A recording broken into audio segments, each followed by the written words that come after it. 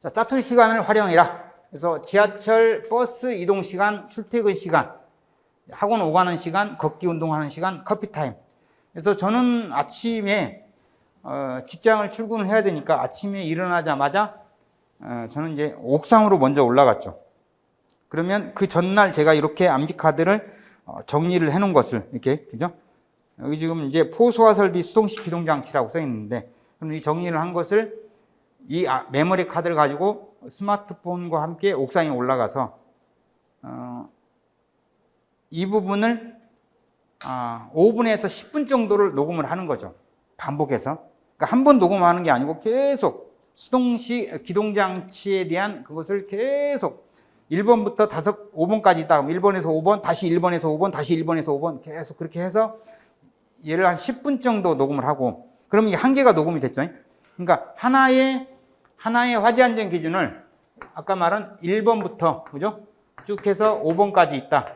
그러면 얘를 한 사이클을 녹음을 하고 다시 또 한 사이클 해서 5번 정도 녹음해서 그러면 10분이다.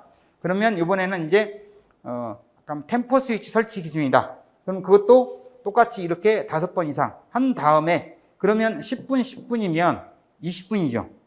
그죠? 한 2개 정도는 녹음을 해요. 그리고 나서 이제 밥 먹고 씻고 뭐 양치하고 출근하기 위해서 이제 지하철역으로, 그죠? 그 다음에 버스 환송해야 되니까. 그래서 1시간에서 1시간 10분, 20분 이제 갈 때까지 그 녹음한 것을 2배속으로 듣는 거죠. 1배속은 효과 없어요. 그러면 훨씬 많이 듣게 되죠. 그리고 이제 회사 도착해서 일을 하고,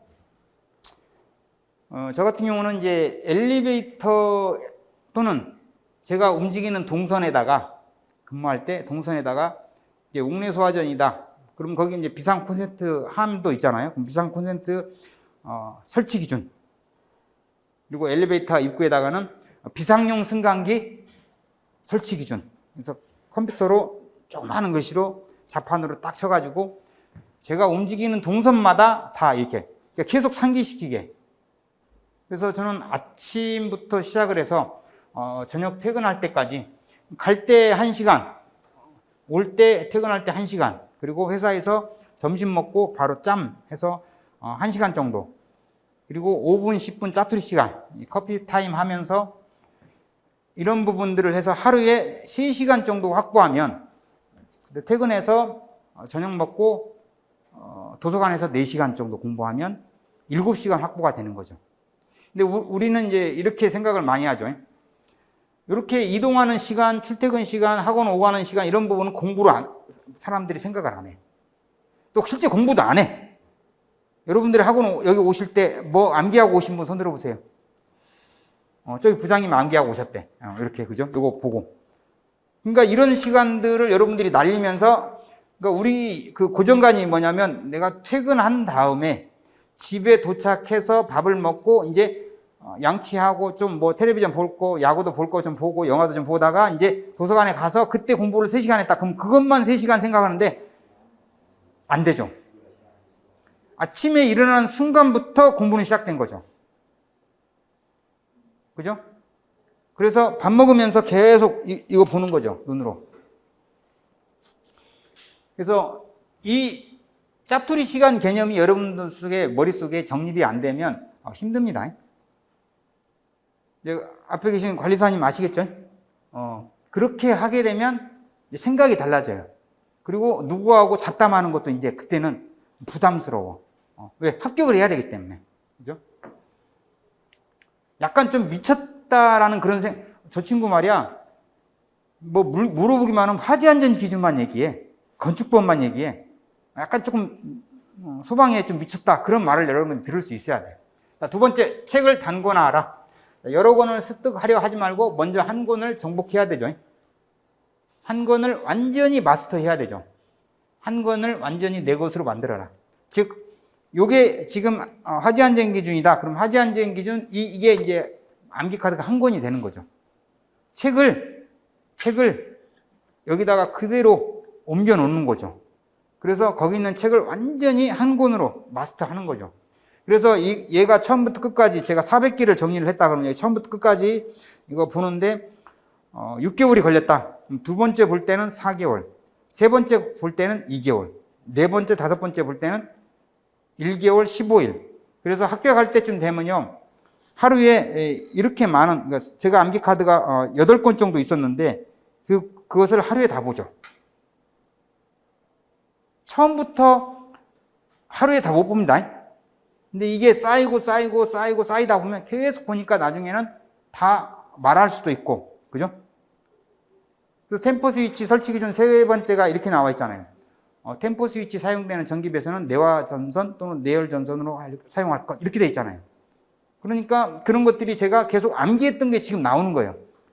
관리사가 돼갖고 암기 지금 한 게 아니고 이미 관리사 되기 전부터 계속 공부를 해갖고 지금 현재 이런 상태가 됐다면 여러분도 이렇게 될 수 있는 거죠.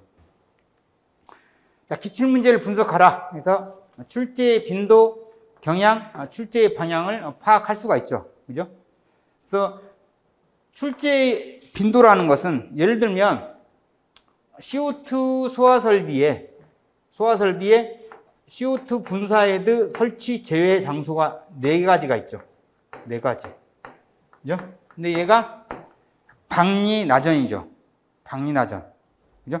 방제실, 그 다음에 니트로셀룰로스 셀룰로이드, 그 다음에 나트륨, 칼륨, 활성 금속 물질, 그 다음에 전시장, 다수인 출입 통행하는 전시실 등 해서 얘가 점검 때 3회가 나왔고 설계 때 13회 때 나왔죠.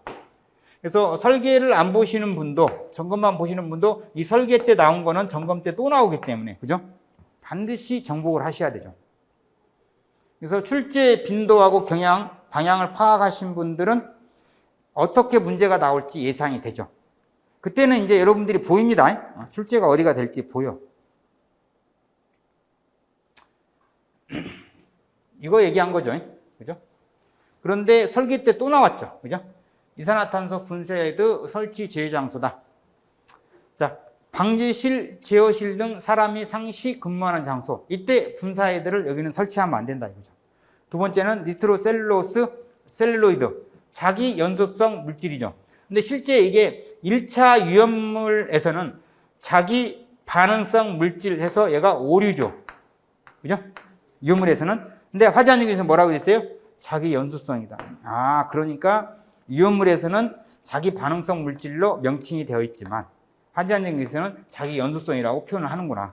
이게 잘못됐다가 아니고 이렇게 표현을 하는구나 라는 것을 아시는 거죠, 이제. 그리고 나트륨, 칼륨, 칼슘. 그죠? 그러면 얘가 나트륨이고 그다음에 칼륨이고 칼슘이죠. 그래서 활성 금속 물질이죠. 그죠? 그냥 나트륨, 칼륨만 보게 되면 어떻게 돼요? 얘는 자연 발화성 및 금속 물질이죠. 그죠? 위험물 쪽으로 접근하면 저장 취급하는 장소, 전시장 등 관람을 위해서 다수인 출입 통행하는 통로 및 전시실 등. 얘가 3번이나 나왔죠. 그러니까 기출문제를 분석하면 보이는 거예요. 그죠? 그럼 점검 때 나오면 안 나오냐? 그러니까 설계 때 나온 거면 또 점검 때 또 나온다는 얘기예요. 그죠? 화재 안전 기준 이런 부분은 공통이니까. 그래서 먼저 여러분들이 화재 안전 기준 정복했다. 그러면 합격 가능성이 상당히 높아지는 거죠.